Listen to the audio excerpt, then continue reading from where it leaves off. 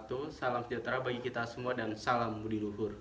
Perkenalkan, nama saya Muhammad Soleh Betul dengan NIM 18315111140, mahasiswa Fakultas Ekonomi dan Bisnis dengan program studi Manajemen Pemasaran. Di sini saya akan menjelaskan tentang mata kuliah Manajemen Strategi yang diampu oleh Bapak Dr. Mabrur Taufik, SAG, SEMM kelompok L1 untuk memenuhi syarat ujian akhir semester Universitas Budi Luhur Jakarta. Saya akan menjelaskan materi 11, yaitu sistem evaluasi dan pengendalian strategi perusahaan, yang mana di dalamnya berisi tentang evaluasi strategi analisis, dan tahap proses pengendalian strategi. Sebelum kita ke materi yang inti, sebaiknya kita harus mengetahui definisi. A. Pengertian evaluasi. Evaluasi strategi adalah tahap akhir dalam manajemen strategi. Para manajer sangat perlu mengetahui kapan strategi tertentu tidak berfungsi dengan baik. Evaluasi strategi berarti usaha untuk memperoleh informasi ini. Semua strategi dapat dimodifikasi di masa depan karena faktor-faktor eksternal dan internal selalu berubah. 3 macam aktivitas mendasar untuk mengevaluasi strategi adalah: 1. Meninjau faktor-faktor eksternal dan internal yang menjadi dasar strategi yang sekarang. 2. Mengukur prestasi. 3. Mengambil tindakan korelatif. Aktivitas perumusan strategi, implementasi, dan evaluasi terjadi di 3 tingkat hierarki dalam organisasi yang benar: operasi, divisi atau unit bisnis strategis dan fungsional.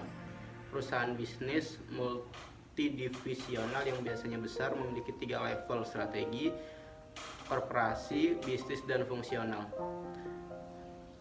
1. Strategi korporasi menggambarkan arah perusahaan secara keseluruhan, mengenai sikap perusahaan secara umum terhadap arah pertumbuhan dan manajemen berbagai bisnis dan lini produk untuk mencapai keseimbangan portofolio produk dan jasa. Yang kedua, strategi bisnis atau strategi biasanya dikembangkan pada level divisi dan menekankan pada perbaikan posisi persaingan produk, barang, atau jasa perusahaan dalam industri khusus atau segmen pasar yang dilayani oleh divisi tersebut. 3.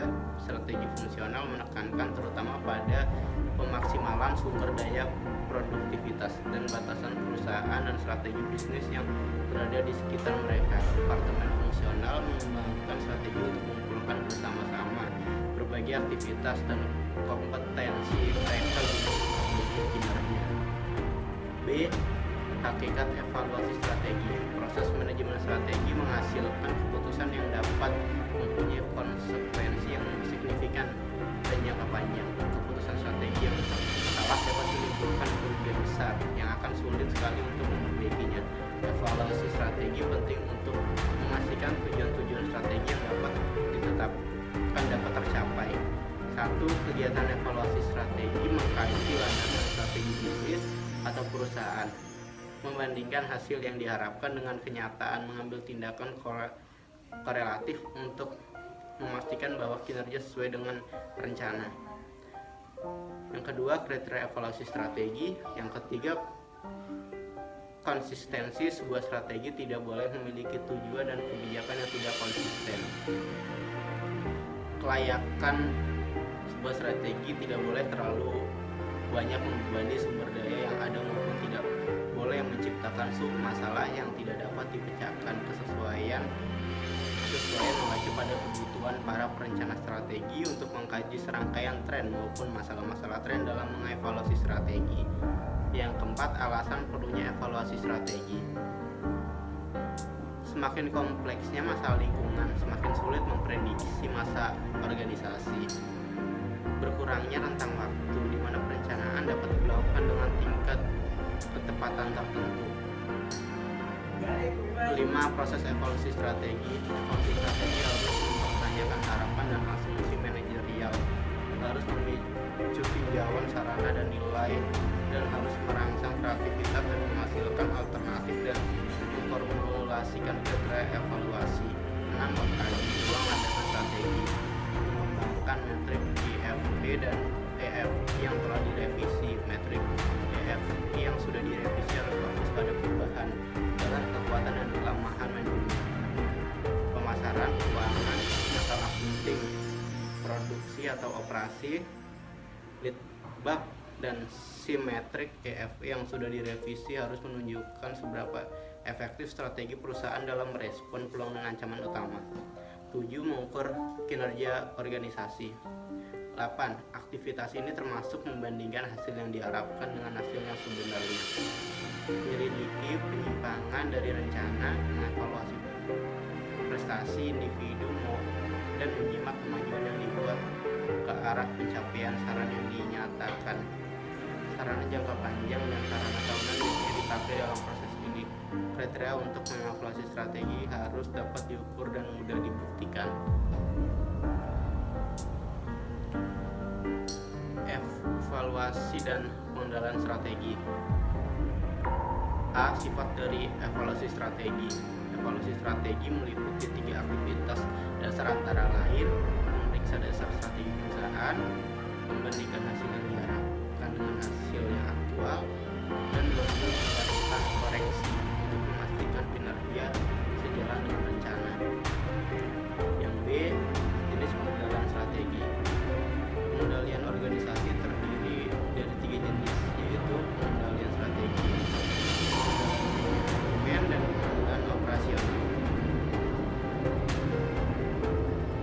Pengendalian strategi merupakan proses dari evaluasi strategi yang dilakukan baik segi strategi tersebut dirumuskan dan setelah diimplementasikan. Pengendalian manajemen berfokus pada pencapaian sasaran dari berbagai substrategi bersesuaian dengan strategi utama dan pencapaian sarana dari rencana jangka menengah.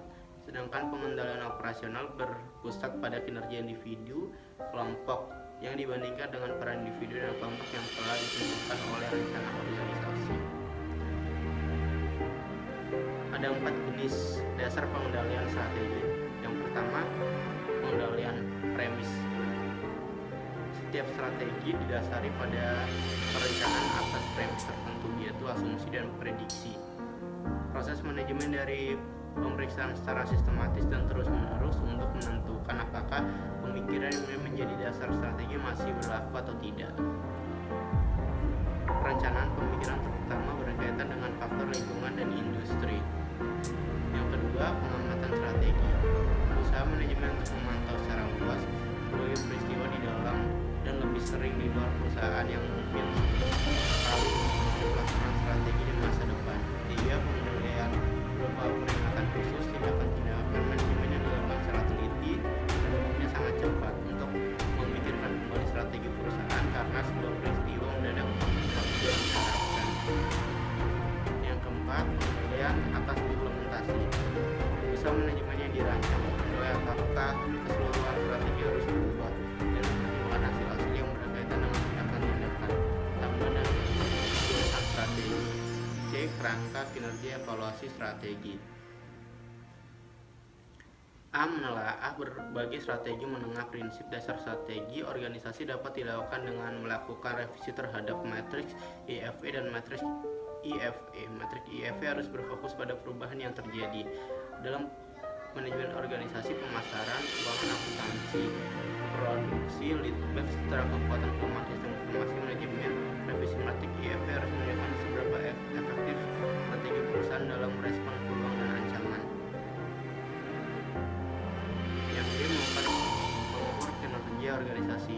Mengukur kinerja organisasi berguna untuk mengembangkan antara hasil yang diharapkan dengan hasil sesungguhnya yang memiliki deviasi dalam rencana, mengevaluasi kinerja individu dan menilai perkembangan yang terjadi dalam mencapai tujuan yang telah ditetapkan. Kriteria kuantitatif yang umumnya digunakan dalam evaluasi strategi adalah resiko keuangan yang digunakan oleh para penyusun strategi untuk melakukan 3 perbandingan antara lain dengan kinerja perusahaan dalam waktu yang berbeda. Beberapa proses masalah yang berkaitan dengan penggunaan kriteria kualitatif dan mengevaluasi strategi antara lain: 1. Secara secara kualitatif lebih mengacu pada tujuan tahunan daripada tujuan jangka panjang. 2. Metode akuntansi yang berada bisa menghasilkan hasil yang berbeda dalam kriteria kuantitatif. Yang ketiga, penilaian secara intuitif hampir selalu dilakukan dalam penjabaran kriteria kuantitatif.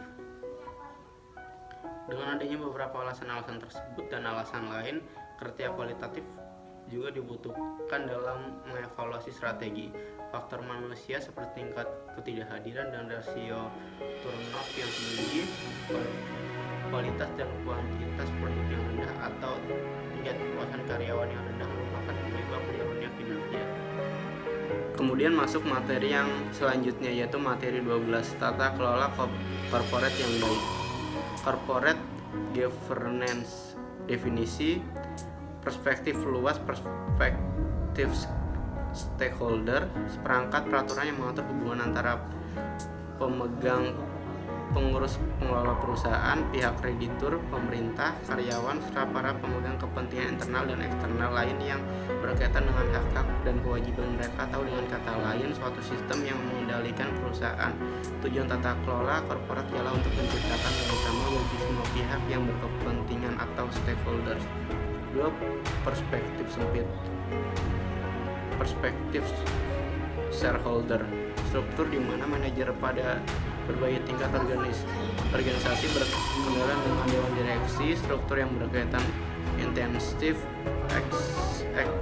eksekutif, dan skema lainnya. Sistem tata kelola korporat terdiri dari 1. Berbagai peraturan yang menjelaskan hubungan antara pemegang saham, manajer, kreditor, pemerintah, dan stakeholder yang lain, menjelaskan hak dan kewajiban pihak tertentu. 2. Berbagai mekanisme yang secara langsung maupun tidak langsung menegakkan peraturan tersebut. Lemahnya tata kelola menimbulkan dampak sebagai berikut. 1. Kaum miskin tidak mendapatkan akses pelayanan publik yang dibutuhkan karena selalu berkompromi dengan birokrasi yang korup. 2. Para investor takut dan enggan menekankan modal di Indonesia karena ketidakmampuan sistem peradilan untuk melaksanakan kontrak, meningkatnya keseluruhan dan tingkat pelanggaran hukum dan keamanan. 3.